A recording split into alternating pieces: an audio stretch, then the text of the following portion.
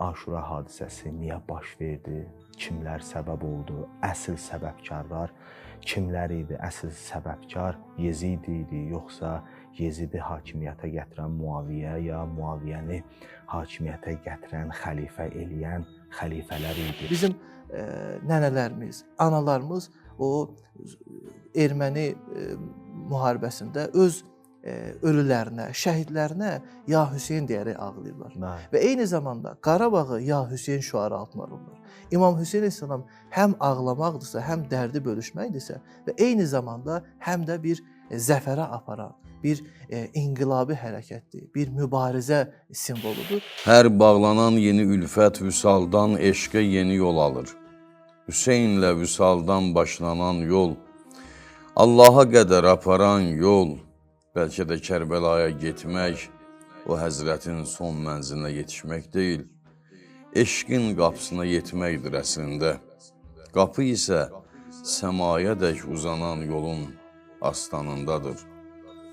Bəlkə yol da, səma da, eşq də elə Hüseynin özüdür. Quran-ı Kərimdə ki, o ayə var. Əmmə yətəsəulun anin nəbəil azim və nemət barəsində sual olacaq. Ya məsələn Quran-ı Kərimdə var. Və qifuhum innəhum məsulun. Saxlayın onları, onlar soruşulacaq. Onlardan sual olunacaq. Alusu da gətirir. Neçə dənə hədis nəql edilir. Deyir ki, an vilayəti Əli. Əlinin vilayətindən soruşulacaq.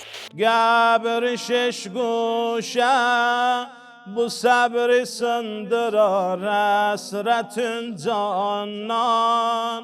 Məni usandırar şöleyi ahim, cəhani yandırar bu ərbəyində.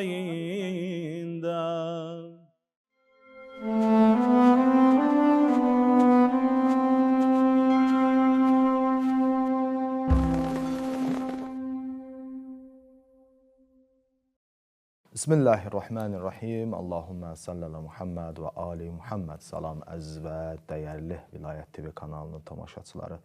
Bu vaxtınız xeyir olsun. Hər birinizi xeymə verilişində xoş gördük. Artıq 29-cu bölümdür ki, siz əzizlərin evlərinin qonağıyıq.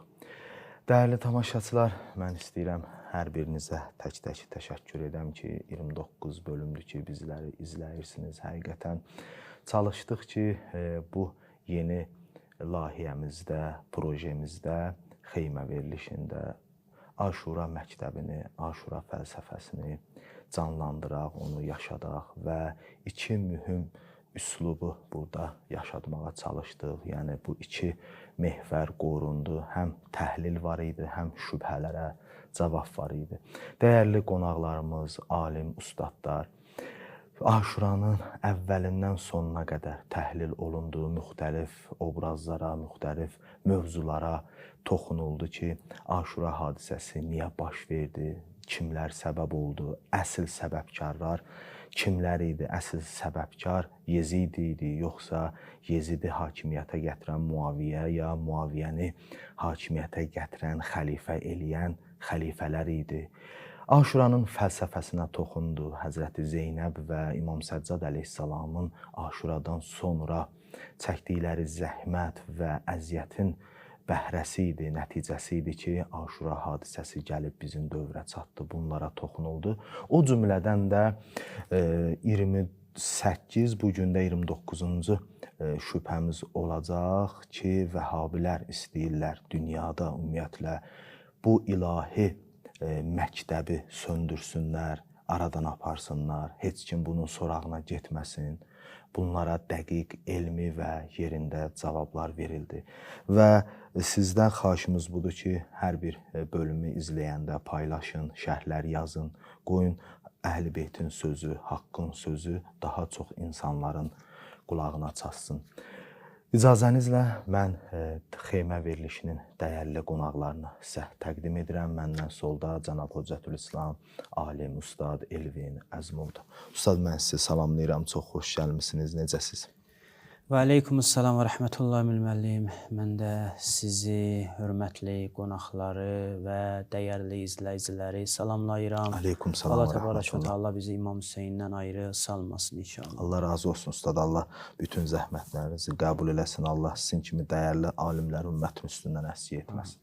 Və ikinci dəyərli qonağımız cənab doktorant, alim, ustad Tural Salmanov. Ustad, mən sizi salamlayıram. Çox xoş gəlmisiniz. Necəsiz? Əleykuməssalam. Mən də sizi, dəyərli qonaqları və eyni zamanda izləyiciləri salamlayıram.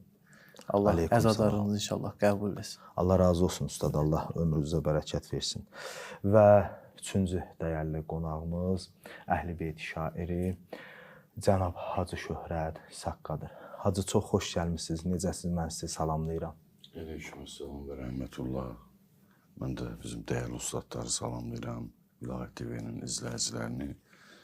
Allah qəbul etsin. Allah razı olsun Hacı. Allah köməyiniz olsun. 29 bölümdür ki, bizləsiz. Allah sizin kimi dəyərli şairlərin ömrünə bərəkət versin ki, Əhl-i Beyti şeirlə, sözlə yaşadırsınız. Ustad, icazənizlə verilişin axarına uyğun mən Ustad Turalla başlayayım. Çox gözəl yeni mövzulara toxundu. Bu sualda Ustad çox maraqlıdır. Maarifçilik dövründən bu günə qədər Azərbaycan ədəbiyyatında Aşura və Kərbala mövzusu necə dəyişib? Buyurun. Bismillahirrahmanirrahim. İlk növbədə sizə təşəkkür edirəm dəvətiniz üçün. Allah razı olsun. Qonaqların icazəsi ilə qısa olaraq istərdim ki, bu mövzuya giriş edim, Emin müəllim. Olduqca həssas bir dönəmdir maarifçilik dönəmi. Mən qısa olaraq, yəni bu verilişin vaxtının icazəsi çərçivəsində istərdim ki, bu mövzu ətrafında danışaq. Məsələnin bir tərəfi tarixə qayıdır. Bildiyiniz kimi Səfəvi dövləti dağılandan sonra demək olar ki, bölgədə, regionda həm siyasi cəhətdən, həm də mədəni cəhətdən bir çox yeni problemlər üzə çıxdı. Məxsusən mən o siyasi, tarixi cəhətdən istəmirəm toxunam. Ədəbi cəhətdən və yaxud dini cəhətdən bildiyiniz kimi əxbarilik yayıldı, şeyxilik təriqəti, bəhailik. Bax, bunların hamısı əl-ələ verərək insanlara o həqiqi dindən uzaqlaşdırdı. Yəni, edə bilmədi ki, o din öz o həqiqətini insanlara çatdıra bilsin. Bundan əvvəl də demişdik ki, məxsusən Qazarlar dönəmində Aşura ədəbiyyatı çox zəifləmişdi. Yəni, İmam Hüseyn əleyhissalam onu əsl amalı, əsl məqsədini çatdıra bilmirdi bu məqdəllər, bu mərasimlər və belə demək olar ki, bir çox təhriflər, yanlış üslublar, yanlış sözlər Aşuranı öz o cənginə almışdı, Aşura mərasimini, İmam Hüseyn əleyhissalama olan baxışı. Belə bir dönəmdə təbii olaraq insanlar Aşuradan istilik ala bilmirdi. Keçirdirdilər, yəni bir çox məntəqələrdə Aşura mərasimləri var idi. Aşura mərasimi ölməmişdi.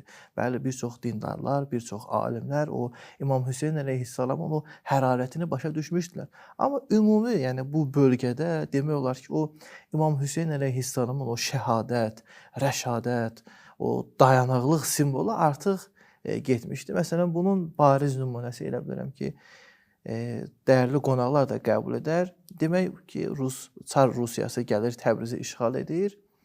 Orada Siqətül İslam olur. O məşrutənin başlarından biridir. Mirzə Əli Musa Siqətül İslam adı ilə məşhurdur. Bunu Çar Rusiyalıları tutur, adamları aparırlar özlərinin o düzəltdiyi məhkəməyə.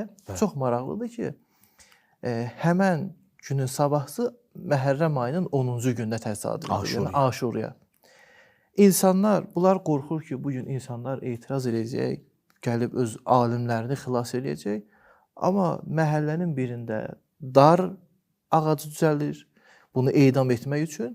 O biri məhəllədə insanlar, məsələn, başlarını yarmaq üçün, sinə vurmaq üçün hazır olur. Yəni, Aşura günü insanlar razı olur ki, öz alimləri dara çəkilsin, edam olunsun. Bunlar da öz əzadarlığını keçirsin. Yəni, Aşura ədəbiyyatı görün nə qədər zəifləmişdi ki, bu dönəmdə insanlar o İmam Hüseyn əleyhissalamın o əsl azadlıq, əsl o qəhrəmanlıq ədəbiyyatından uzaq düşmüşdülər. Buradan artıq bizə belə bir, necə deyərlər, həyəcan siqnalı var ki, harada Aşura ədəbiyyatı o öz həqiqətini itirərsə, yalnız o görkəmi qalarsa, artıq İmam Hüseyn əleyhissalamın o amalı, o məqsədi unudular cəmiyyətdə.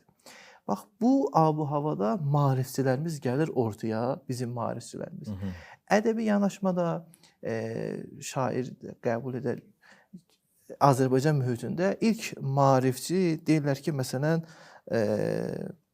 Mirzə Fətəli Axundovdur. Yəni, bunu maarifçi olaraq qabağa çəkirlər. Amma deyərdim ki, müəllim, maarifçiləri biz düşüncə cəhətdən 2 ya 3 istiqamətə bölə bilərik. Məsələn, bir dəstə maarifçilər ümumən bizim millətimizi ruslaşdırmaq istəyirdilər.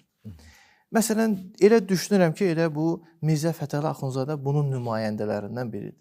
Bəziləri Avropaya aparmaq istəyirdilər. Qərb mədəniyyətinə. Bəziləri də elə öz milli köklərin üzərində dayanıb, milləti yenidən diriltmək istəyirdilər. Düşünürəm ki, bu ilk maarifçi Abbasqulu Ağa Bakıxanovdur. Abbasqulu Ağa Bakıxanov öz milli mədəniyyətin üzərində dayanıb, milləti yenidən inşa edən, yenidən dəyərlərə baxışı təqdim edən maarifçidir. Bundan sonra Seyid Əzim Şirvani gəlir və digərləri. Demək, baxın, biz əgər maarifçilərdən danışırıqsa, biz baxmalıyıq ki, bu maarifçilər bizim millətimizi hansı amallara tərəf dəvət edirdilər. Baxın, bəziləri deyir ki, ümumən biz millətimizi qoyaq kənara, milli dəyərlərimizi qoyaq kənara, ruslaşaq. Ruslaşaq da niyə görə? Məsələn, Rusun vasitəsi ilə gedək Avropaya. Yəni, bu cəhətdən deyirlər. Bəziləri də yox, elə müstəqim, Rusun vasitəsilə yox, birbaşa özümüz gedək Qərb mədəniyyətinə. Baxın, bu maarifçilik dönəmində bu, yəni bizim cəmiyyətimizdə bu kimi söz-söhbətlər olurdu və nəticədə gəldilər bunu səsləndirdilər bizim o maarifçilərimiz. 3 dənə şüar səsləndirdilər. Biri dedilər ki, türkləşmək, İslamlaşmaq, bir də müasirlik. Əslində bu 3 dənə şüar, bu 3 dəstə maarifçilərin o, necə deyərlər, ortaq dəyəri idi. Bəziləri deyirdi ki, biz türk olaq, bəziləri deyirdi ki, müasirləşək, yəni Avropaya gedək, bəziləri deyirdi ki, İslam. Bizim ideoloqlarımız elə düşünürəm ki, bunu arxasında Seyid Cəmaləddin dayanır. Seyid Cəmaləddin Əfqani deyirlər bəzən. O, İslamın o maarifçilik dönəmində əsas mühərriklərindən biridir. Elə düşünürəm ki, bu dedi ki, bu 3 dənə şüarı səsləndirənləri bir araya gətirin. Bir araya gətirin və bu özünü təbii olaraq Məhəmməd Əmin Rəsulzadədə göstərdi də. O, bu 3 dənə şüarı bir yerə saldı. Dedi ki, İslamlaşmaq, türkçülük və eyni zamanda müasirlik. Amma diqqət eləmək lazımdır. Burada türkçülük nə idi? Müasirlik nə idi və eyni zamanda İslamlaşmaqda məqsəd nədən ibarətdir? Baxın, türkçülük deyəndə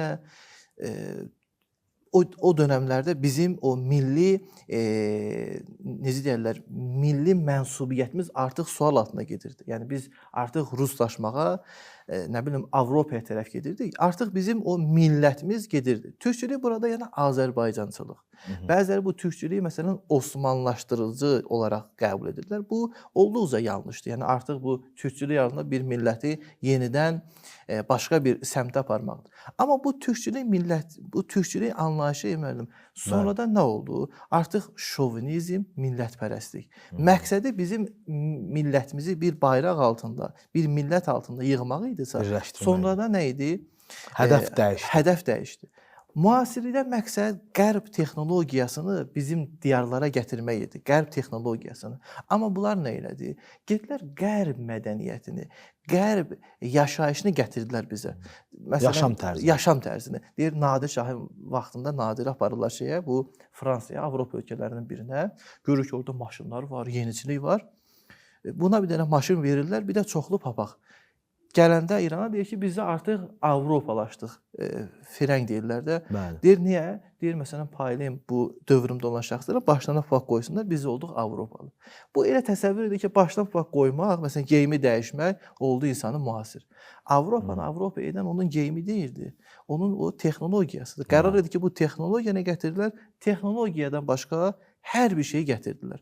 Ondan sonra İslamlaşmaq da məqsəd bu idi ki, insanlarımız bir mənəvi ocağın başına toplansınlar, amma İslamlaşmağın yerinə sekular fikirləri gətirdilər. Ümumiyyətlə İslamı hər bir sahədən uzaqlaşdırdılar. Siyasətdən uzaqlaşdırdılar, əxlaqdan uzaqlaşdırdılar, ictimai, mədəni sahədən uzaqlaşdırdılar. Keçən dəfə şair də işarə etdi. Klassik ədəbiyyat anlayışı, əslində klassik ədəbiyyat anlayışı şairin də buyurduğu kimi, yəni oturuşmuş, o tarixin o acı sınaqlarından keçmiş ədəbiyyat deməkdir. Amma bunlar dedi ki, klassik ədəbiyyatda Allahdan danışılır. Amma klassik ədəbiyyatın müqabilində müasir ədəbiyyat qoydular. Dedilər ki, müasir ədəbiyyatda insan və insanın taleyindən danışılır. Müəllim, nə insandan danışdılar, nə insanın taleyindən. Danışa bilmədilər. Nə Allahdan danışdılar, nə insanın taleyindən. Baxın, bu 3 dənə şüarı mən düşünürəm ki, bir dənə rəhbərə vermək lazım idi. O rəhbər hansı olmalı idi? İslam. Millətçiliyi də gələ İslam nəzarət edirdi. Və eyni zamanda müasirliyi də gələ İslam nəzarət edirdi. Amma hansı İslam? Müxtəlif formalarda İslam var da. Mən düşünürəm ki, bütün, necə deyirlər, o alimlərimiz, bu tarix bunu qəbul edər ki, İmam Hüseyn əleyhissalamın təqdim etdiyi İslam. Çoxlu İslam nüsxələri var da, Muaviyyə İslamı var, Əbu Süfyan İslamı var. Ustadımız da ötən bəhslərdə buna toxundu. İmam Hüseyn əleyhissalamın İslamı bizim həm milli dəyərlərimizi qoruyar, həm müasirliyimizi qoruyar. Çünki İmam Hüseyn əleyhissalamın təqdim elədiyi İslam Peyğəmbərin İslamıdır. Həzrəti Əli əleyhissalamın İslamıdır. O məşhur bir kəlamında deyir ki, niyə görə mən Aşura qiyamına başladım? Öz cəddimin ümmətində islaha, hansı formada? Elə cəddimin sirəsinə və Əli əleyhissalamın, atam Əlinin sirəsinə. Demək, niyə görə İmam Hüseyn əleyhissalamın İslamı? Çünki İmam Hüseyn əleyhissalamın İslamı quru deyil. İmam Hüseyn əleyhissalamda zülmə qarşı susqunluğu yoxdur. İmam Hüseyn əleyhissalamın İslamında birlik var, vəhdət var. Bunun ən bariz nümunəsini bu Ərbəyin ərəfəsinə az qalıb da. Biz bunun ən qısa bir nümunəsi Ərbəyində görürük. Bütün millətlər, bütün ölkələr oradadır. Hərə öz bayrağı ilə, hərə öz şüarı ilə, amma hamısı bir hədəfə gedir. Baxın, bu İmam Hüseyn əleyhissalamın keçi hələ bir Ərbəin dönəmində. Axı biz bunu ümumiləşdirsək, bunu biz genişləndirsək, görün necə insanlara bu təsir edir. Demək, baxın, bunlar İslamlaşmaq, müasirləşmək və eyni zamanda türkləşmək, bunlar eyni hədəfə xidmət edilməlidirlər. Amma bugün təəssüf olsun ki, bunlar bir-birinə qarşıdır. O, bununla mübarizə aparır. Məsələn, biz bu günlərim sosial şəbəkəyə baxaq. Bu 3 dənə qrup ki, bizim o maarifçilərimiz demişdi ki, bizim millətimizi xilas edən bu 3 dənə amaldır. İndi hal-hazırda Avropa və o böyük qüvvələr bu 3 dənəni üz-üzə qoyub. Amma mahiyyət etibari ilə bunlar heç bir formada bir-birinə ziddiyyət təşkil edən məsələ deyil. Amma eyni zamanda rəhbəri gələ biz İslama verməliydik. Çünki İslama verməsək, dediyimdə sekularizm, pluralizm kimi o siyasi gedişat bizim dinimizi də alacaq, bizim milli dəyərlərimizi də alacaq və eyni zamanda müasirliyimizi də müxtəlif proqramları təqdim etməklə alacaq. Və bizim maarifçilərimizin ədəbiyyatına baxanda bu məsələni Aşuradan başa düşürdülər.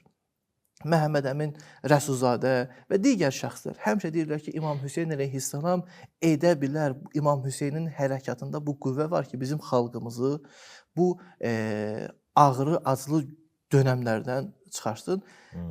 Baxın, İmam Hüseyn əleyhissalam bizim xalqın həm acı günündə var, həm şad günündə var, həm zəfər günündə var, həm məğlub günündə. Bizim nənələrimiz, analarımız o erməni müharibəsində öz ölülərinə, şəhidlərinə Ya Hüseyn deyərək ağlayıblar. Və eyni zamanda Qarabağı Ya Hüseyn şüarı altına alıblar. İmam Hüseyn əleyhissalam həm ağlamaqdırsa, həm dərdi bölüşməkdirsə və eyni zamanda həm də bir zəfərə aparan, bir inqilabi hərəkətdir, bir mübarizə simvoludur. Sonda bunda deyim ki, məşhur bir deyim var. Deyir ki, Ağdamda hamı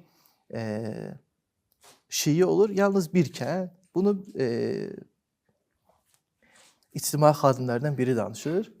Deyir ki, bu Ağdamdakı hamı Şiə olur, bir yer, Məntəqədən bir başqa. məntəqə Sünni qalır. sünni məzhəbi olur. Bu sünni məzhəbdə olan, orada da müxtəlif ziyalılar, şəxslər çıxır. Xaricdən həmən məntəqədə yaşayan şəxs qayıdır öz kəndinə. Gəlir görür ki, qonşu kəndlərdə ağlaşma səsləri gəlir, çıxır o kəndin belə deyək də ortasına, deyir ki, orada nə olub? Ay kənd cəmaatı deyir ki, bəy sağ olsun, orada İmam Hüseyn əleyhissalama matəm əza məclisi var. Biraz dayanır, deyir ki, bəs o kənddən niyə ağlama səsi gəlir? Deyir ki, deyirik də bəy, orada da İmam Hüseyn əleyhissalama Aşura mərasimi var. Deyir, bəs əlini uzadır ermənilər tərəfə. Deyir, bəs orada niyə ağlaşma səsi gəlmir? Deyir, bəy sağ olsun, onlar ermənidir. Axı İmam Hüseyn tanıyırlar onlar. Deyir, siz də ermənisiniz, siz niyə ağlamırsınız bəs? İmam Hüseynə yas saxlamırsınız. Baxın, Aşura mədəniyyəti bizim xalqın həm hüznü olub, həm şadı olub. Bəlkə deyərdim ki, bir çox millətlərdə nə Məhərrəm ayında, nə Səfər ayında məsələn toy etmək və s. Amma bizim millətdə Məhərrəm və Səfər ayında heç vaxtı toy etməzdilər. Düz. Bu Vəhabilər özlərini müsəlman sayanlar gəlir bu günü bayram keçirdirlər. Hətta nəinki müsəlmanlar, Yahudilər, nə bilim xristianlar da belə müsəlmanlara görə, şiələrə görə o adətənliyə riayət edirlər. Bu adəti sındıranlar ateistlər, dinsizlər olmadı. Bax, bu özünü Peyğəmbərin yolu ilə gedənlər oldu. İndi xalq özü başa düşsün ki, onlara təqdim olunan bu metod, bu İslam, onların o həqiqətən də bizim o öndərlərimizin, bizim o alimlərimizin, bizim ədəblərimizin, bizim ata-babalarımızın arxasınca getdiyi İslamdır. Yoxsa yenidən o bunlara sonradan təqdim olunmuş İslam, düşünürəm ki, bunun üzərində düşünsələr həqiqəti taparlar. Əhsən ustad, Allah razı olsun, Allah ömrə bərəkət versin. Çox maraqlı və yeni nöqtələr idi. Şah, sizdən bir şeir alım hacı. Çox maraqlı söhbət idi bunun üstündən.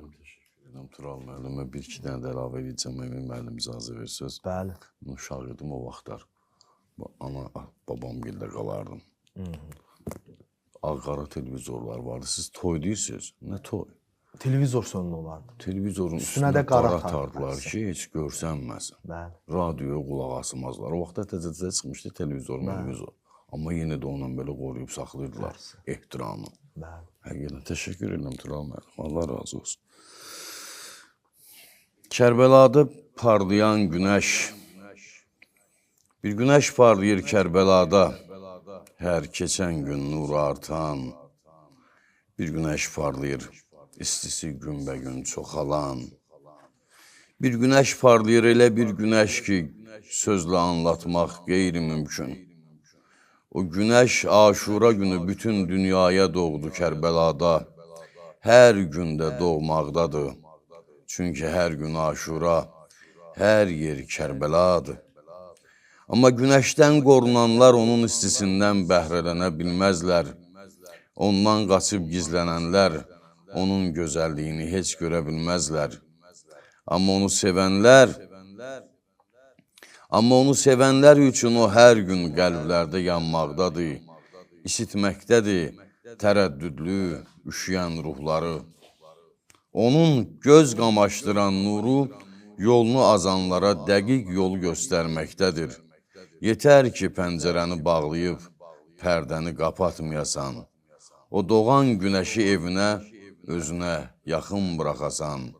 Kərbəla günəşi, şam kimi əriyib günəşə çevrildin, həm də əbədiyyətə qədər. Əhsən ustad, Allah razı olsun ömrə bərəkət.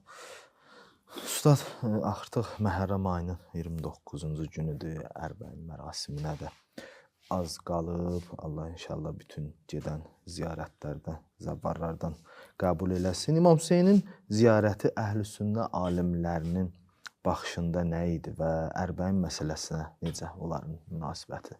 Buyur usta. Bismillahirrahmanirrahim və bihi nəstəin. Allahümmə salli alə Muhammed və ali Muhammed. Emil müəllim, təşəkkür edirəm. Həqiqətən bu 29 günü çox əziyyət çəkmişsiniz. və inanıram ki, İmam Hüseyn əleyhissalam, qəlbən bunu deyirəm, İmam Hüseyn əleyhissalam həm sizə, həm ailənizə, sevdiklərinizə inşallah özü nəzər eləyər.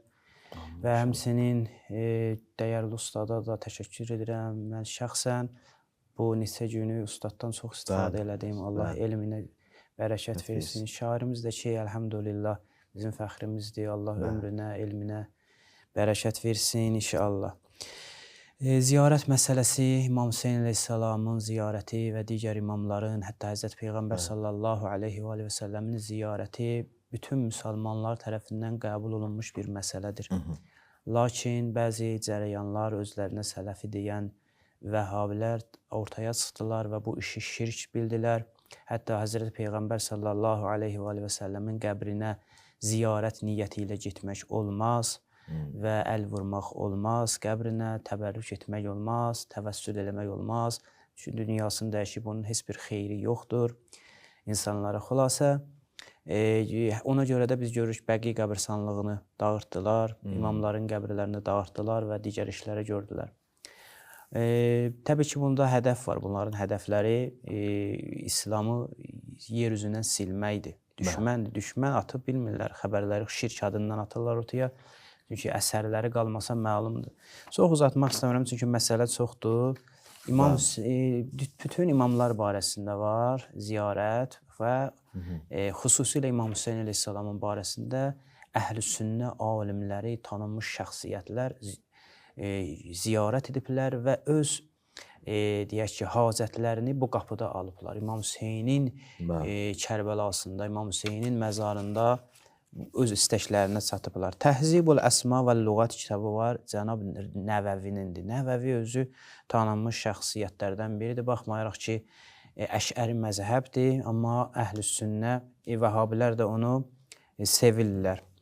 Birinci cilddə orada gəlir İmam Hüseyn barəsində nəql edir. Deyir ki, 163-cü səhifə.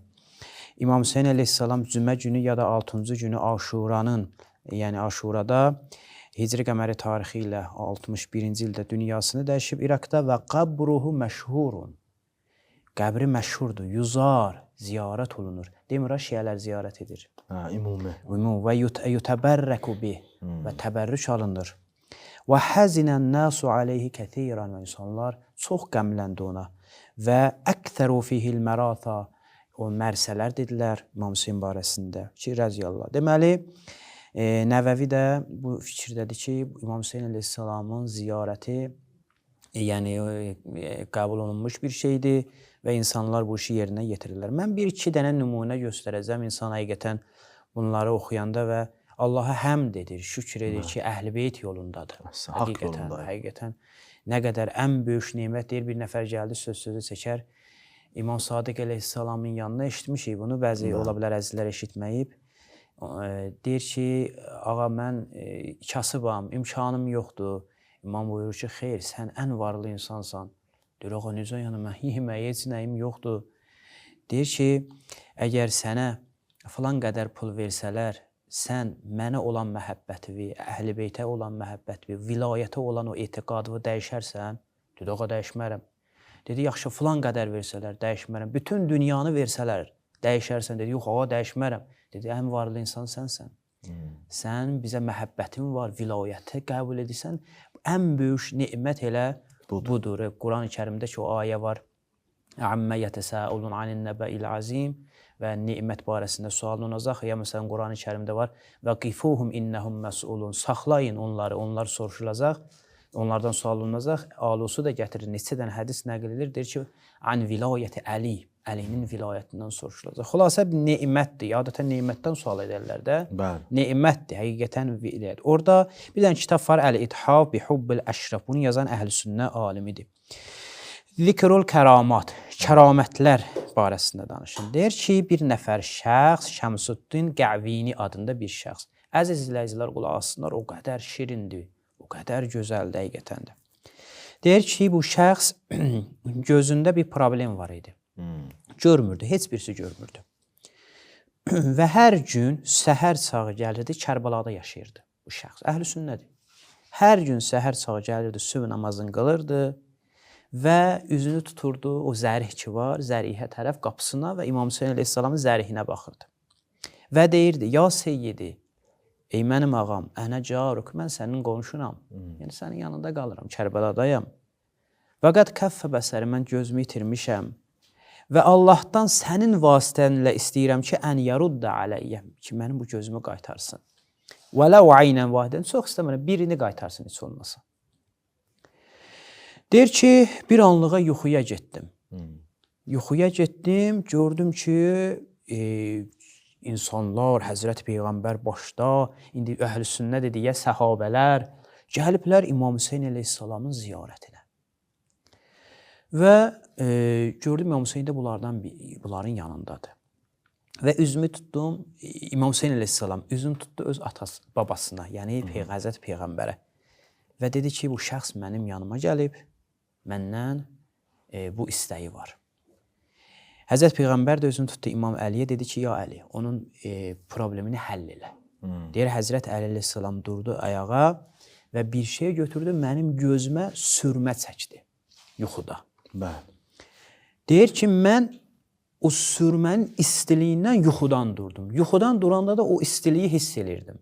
Sürmədə xüsusi bir şey vardı, o istiliyi hiss elirdim. Deyir, gözümü açdım, gördüm ki, görürəm artıq. Gözümün biri görür, həmən sürmə ki vurmuşdular, görür. İndi bir dənə şəxsiyyət barəsində danışalım, çünki bunlar tanınmış adam deyirlər, əhl-i sünnə. Və bir nəfər alim barəsində danışacağım, əhl-i sünnə alimin dəhşətdir o, tanınmış. Əbülfəzl Nəqib Əs-Sadə Əl-Xələviyyə deyir ki, bu şəxs danışır, deyir, mənim bir xəstəliyim var idi, bu da əhl-i sünnədir. Bütün həkimlər cavab vermişdilər. Heç bir dərman tapa bilmirdilər. Və mən getdim, fəlazəmtü ziyarətəl məşədil İmam Hüseyn, İmam Hüseyn əleyhissalamın məşədini özü deyir, rəziyallahu anh. Buradan da məlumdur ki, sünnədirlər də, çünki heç bir şiə rəziyallahu anh demir ki. Bəli, əleyhissalam deyir. Bəli, hər gün gedirdim şəfa niyyəti ilə. Və bir gün deyir, çoxdur, qısa şəkildə deyirəm, deyir, bir gün getdim, ziyarətə gördüm ki, çox izdihamlıdır. Həftənin 2-ci günü. Dedim ki, bu gün ziyarət eləməyim, qayıdım.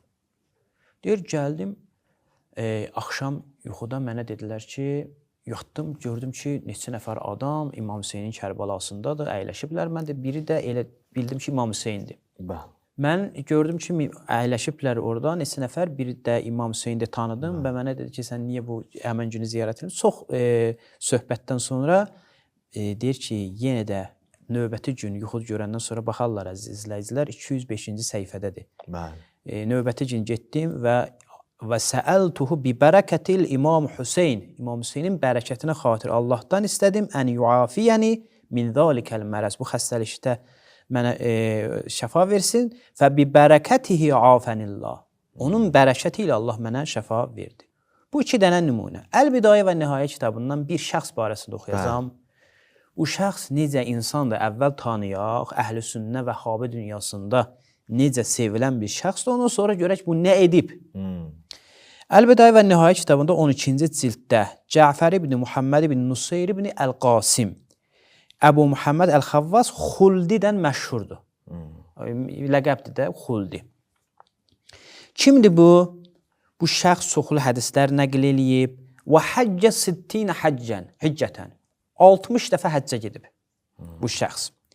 Və kənə thiqətən, siqədir, doğru danışandır. Səduqən, səduqdur, siqəbi var.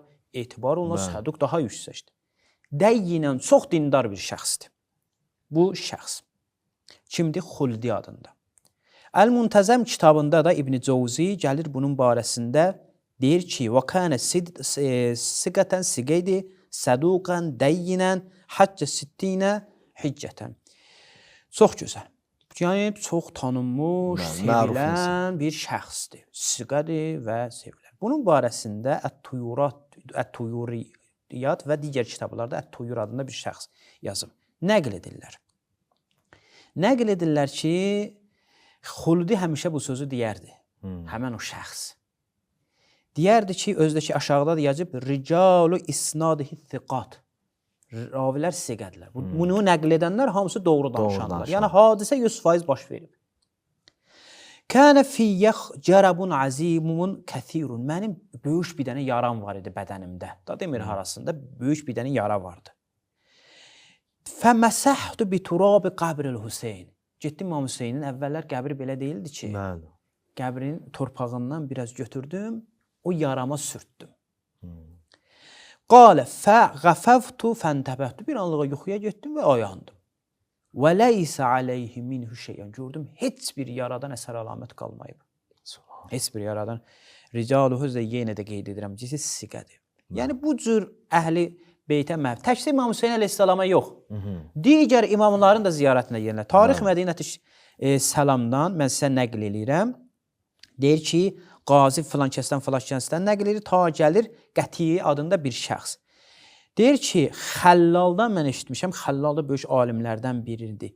Deyir, mahəmməni əmrun, hər bir problemim yaranardısa mənim, fəqasəttu qəbrə Musa ibn Cəfər.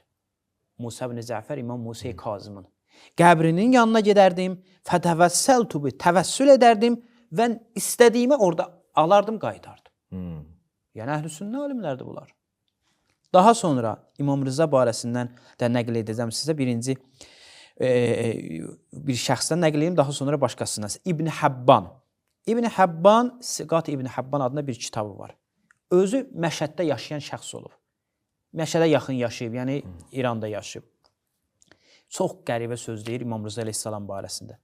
Deyir, qəzzurtuhu miraran kəthiran. Mən İmam Rızanı çox ziyarət etmişəm. Və ma həllət bi şiddətin fi məqami bi Tus. Mən Tusda olan vaxtı, Tus deyirdilər də. Bəli. Tusda olan vaxtı mənə bir problem üz verirdi, müşkülüm yaranırdı.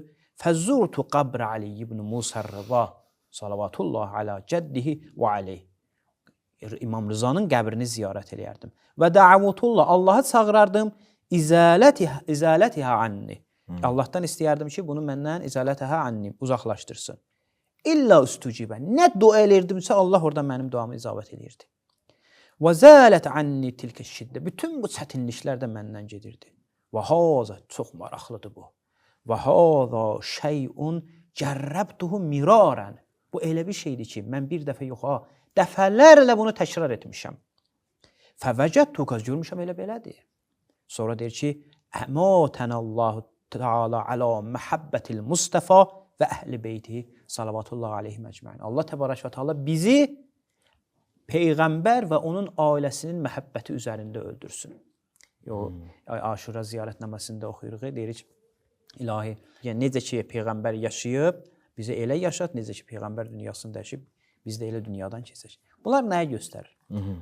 Bütün bunlar onu göstərir ki, Əhl-i Beyt əleyhissalam, başda Həzrət Peyğəmbər olmaqla, mən oxumadım Həzrət Peyğəmbərin ziyarəti, sahabələr hətta özləri xəstə olan vaxtlar gedərmişlər, ondan sonra nə qədər nəqllər var. Həm Həzrət Peyğəmbərin ziyarəti, həm imamların ziyarəti pənah yeri olub. Pənah yeri olub və hacət yeri olub. Və hətta mən burada gətirmədim, bəzilər deyirlər, Ət-Tiryaqul Mücərrəb, İmam Musa Kazım barəsində. Ki, İmam Musa Kazımın qəbri təcrübə olunmuş bir dərmandır. Yəni, əgər istəyirsən dərman alasan, dərman tapasan xəstəliyindən, təcrübə olunmuş qəbirdir. İmam Musa Kazım əleyhissalamın qəbri. Amma bunlar təəssüf olsun ki, Vahabilər bütün bu əməlləri şirk bilirlər. Hətta mən gedirəm qəbrə, qəbirdən istəmirəm. Deyirəm, ilahi, bu qəbirdə yatana xatir mənə bir şey ver, hacət olmaz. Ya üzümü tuturam qəbrə. Siz gördünüz də burada hamısında nə idi? Üzünü qəbrə tuturdu. Deyirdi ki, sən vasitə ol, Allah mənə şəfa versin. Bunlar hamısı şirkdir. İnşallah biz həmişə dəfələrlə deyirik. Bir söz var, deyir ki, ustadların biri deyirdi. Deyir, bir nəfər adam çıxa bayıra, üzünü tuta günəşə. Deyir ki, sən beləsən, ağzını üzr istəyirəm, suyunu ata günəşə. Güya günəşi təhqir eləyir. Günəş günəşdir. Sən onu təhqir eləsən də o nurunu saçacaq. Eləməz. Sən onu qəbul etsən də, sən ona hörmət eləsən də, eləməsən də. Əhl-i Beyt əleyhissalam mənəvi günəşdilər. Sən onu qəbul et, etmə. Onlar öz nurunu saçacaq. Biz məhrum oluruq. Özümüzü məhrum edirik ki, gizlənirik, otağa salırıq özümüzü, quyuya salırıq, qapısını örtürük ki, bu nurdan istifadə edə bilmirik. Onların nuru həmişə var. Allah Teala bizi o nurdan uzaq salmasın Salmasın. inşallah. Allah razı olsun ustad. Allah ömrə bərəkət versin. Mən təşəkkür edirəm bu dəyərli sözlərə görə. Hacı, sizdən bir dənə də şeir alalım inşallah. Mən də təşəkkür edirəm ustada. Allah razı olsun. Eşqin son mənzili milyonlarla qəlbin ilk başlanğıcına dönər. Kərbəla əhdlər yurdudur. Hər bağlanan yeni ülfət vüsaldan eşqə yeni yol alır. Hüseynlə vüsaldan başlanan yol, Allaha qədər aparan yol, bəlkə də Kərbəlaya getmək, o həzrətin son mənzilinə yetişmək deyil, eşqin qapısına yetməkdir əslində. Qapı isə səmayədək uzanan yolun astanındadır. Bəlkə yol da, səma da, eşq də elə Hüseynin özüdür. Ərbəyin yürüşü eşqin son mənzilinə doğru yol alır. Yollar dolur, daşır. Yollar sevgi dənzi tək coşur, daşır. Hər ürəkdə, hər atış ya Hüseyn deyir. Bu bir başlanğıcın addım səsidir. Son mənzildən yeni çağa ilk addım. Hər addımda min savab. Yuyulan min xəta, ucalan min ürək. Bu yoldan gələcək, o gələcək. Vüsaldan intizara, intizara, vüsala gedən bu yoldan. İntizara, vüsala gedən bu yoldan. Allah razı olsun ustad. Təşəkkür edirəm. Allah qələminə, nəfəsinə bərəkət versin. Dəyərli tamaşaçılar, verilişimizin bu anında studiyamıza Əhl-i Beyt məddahı Kərbəlayı Rəhman İmanlını dəvət edirik. Kərbəlayı, çox xoş gəlmisiniz. Mən sizi salamlayıram. Necəsiz? Aleykümselam və rəhmətullah. Allah razı olsun, yaxşıyam. Mən də sizləri, dəyərli qonaqları, tamaşaçıları salamlayıram. Aleykümselam. Allah da razı olsun sizdən. Allah ömrünüzə bərəkət versin Kərbəlayı. Buyurun, sizi dinləyirəm. Bismillahirrahmanirrahim. Sana ya Hüseyin sözümüz var, sözümüz var, sözümüz var. O şeş guşada gözümüz var, gözümüz var, gözümüz var. Arzu etmişdim nasip ola mənə dəvətün gəlsin. Qonaq olum yenə eyləyim təzim. Salam verim sənə bu ərbəyində.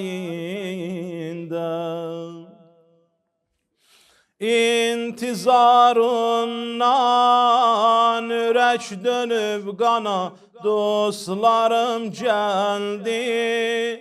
O qanlı torpağa, qanlı kərvana, gözüm baxa baxa bu ərbəyində,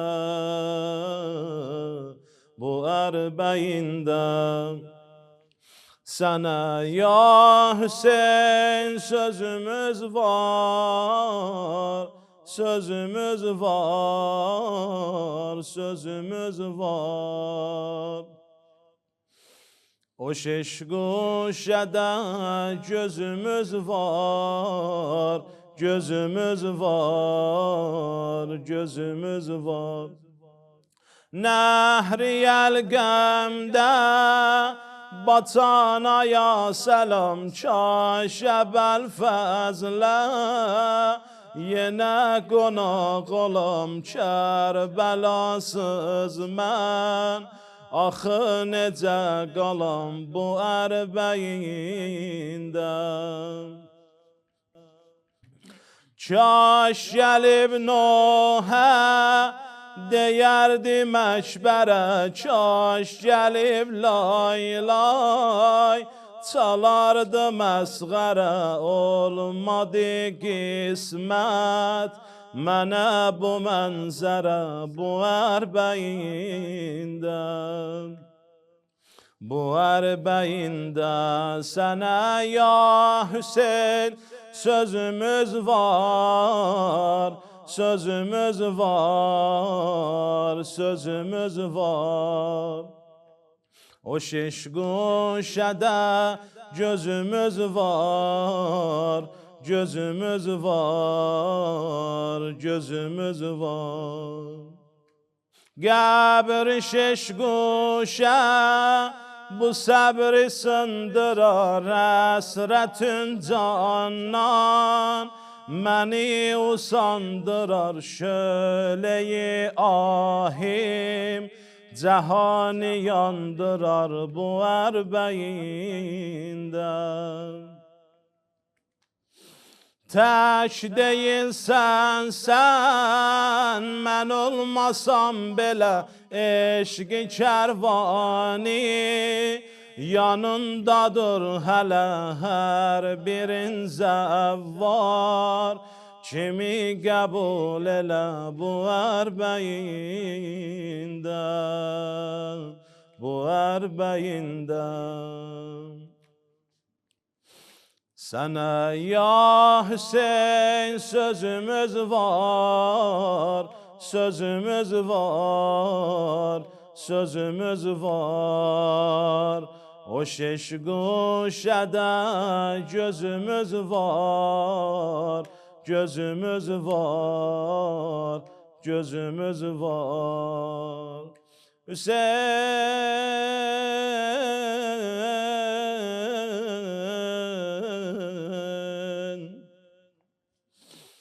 Çıxanda canım Hüseyin,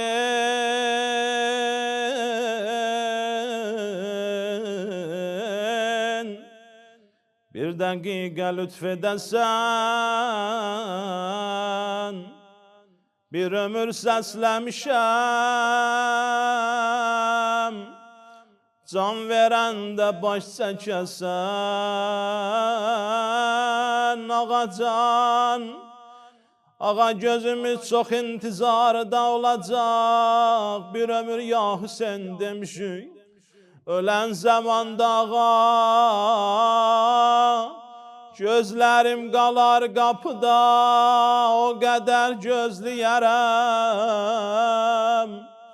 Başımın üstə gələsən, o kadar gözləyərəm.